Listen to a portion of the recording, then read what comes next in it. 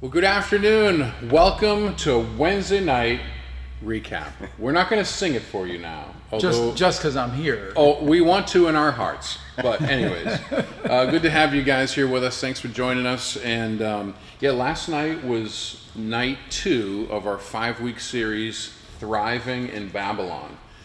And one of the things that we talked about in the beginning of it was what person or circumstance or situation helped prepare you for what you do today. And we all we all had an answer. Would you be willing to share yours? Yeah, I think everybody has a quick answer, really. We've all been influenced by somebody.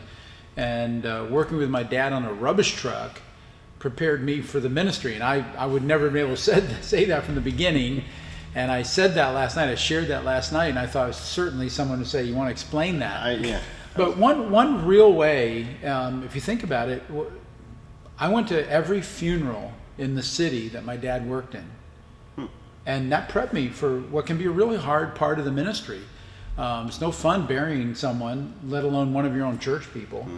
And yet, again, a lot of people hesitate. Oh, I don't want to go to a funeral. Maybe I'll go to the viewing, or I'll just send flowers. Or, people really don't want to step up at that awkward time, and yet people need the support. And I grew very comfortable with it. And also, my dad could talk to a stranger on a street corner. And so, although I do tend to be more of an introvert by nature, I'm not afraid to talk to somebody and get involved in their life. And I think, too, believe it or not, being in rubbish service, trash pickup, it really is a service ministry. Yeah, it's low level, it's pretty humble. Yeah. And so that is where I think that's the entry point. That's where you should come into when it comes to ministry, really. So I it's in an odd way, like my father too, but just because my dad was a pastor, it wasn't like the family business, I'm going to be a pastor too. And fortunately, me and my 2 brothers are all pastors. But working with my dad, much in that same way, he could talk to anybody. And hospital visitation, when we'd go into a room that you knew you weren't welcome in, and this guy did not want you there, he didn't want you praying with him. My dad could talk to him in a certain way and just find something in common and just break down walls, and that completely prepared me. Yeah, you said that last night, and I thought, wow, because a lot of times you go to visit somebody, they're not a church person or whatever, and they just put up a wall. I went in one time, I was praying for somebody, and there was another guy in the room, so I came back in, I said, would you want me to pray for him? He said, nope. I said, okay. Just checking. And you have to respect what they want, but at the same time, how's it going to hurt if I pray for you? Yeah. Oh my. Who knows? But and there's certainly people in my life. I think a place that helped prepare me for local church ministry was working at the Drug and Alcohol Rehab Teen Challenge up in Pennsylvania. That was a great place of preparation in a lot of ways. And the people that were there, the circumstances, the type of ministry really prepared me in a lot of ways. And so whether it's people or it's circumstances or situations you find yourself in, God has a way of using all those to prepare us for what he has for us.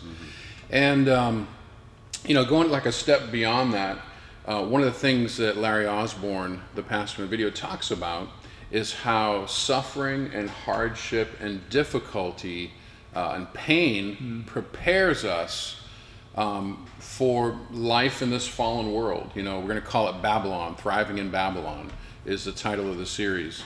And how have you 2 noticed that God uses those things to be able to prepare you for living in this fallen world? Well, you know what I heard? We don't learn from our successes. We learn from our failures. Yeah. And I think likewise, we learn from times of suffering. we create really deep messages inside through suffering. You don't forget those events. Yeah. And I think as Christians, because we see God come through. Yeah. We see God come through. Yeah. And boy, that just builds your faith. I went through this really hard time and God was there. And of course, that's what Daniel saw. That's the whole book of Daniel, God's faithfulness. Yeah. Oh, go ahead. Well, I was going to say too, I was thinking of Paul writing in the book of Romans chapter 5. He says that suffering produces endurance or perseverance, which produces character, which produces hope, in which we will not be disappointed in the Holy Spirit. So suffering definitely has a purpose. James talks about suffering. Count it all joy, my brothers, you know, when you face hard times, and Peter does the same. So it's real. It's biblical. It's a theme. Yeah. John Maxwell books, you know, all about leadership. It's all about how you respond to the failures, because the failures are going to be there. You know, the good thing about that, the verse that he brought last night is 1 Corinthians 10:13. It says, "No temptation has overtaken you except what is common to mankind, and God is faithful. He will not let you be tempted beyond what you can bear, but when you are tempted, he will always provide a way out so that you can endure it." So he doesn't leave us alone in it, you know. No. And go finish what you Well, saying.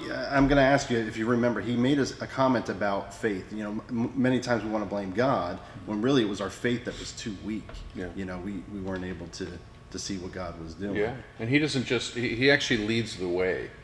You know, when you look at Hebrews 5:8, it says, though he was a son, he learned obedience through suffering. So Jesus is The Son of God. Yeah, The Son of God. Yeah, he's not saying, I want this for you guys. You know, he's saying, I'm going to lead the way and show you.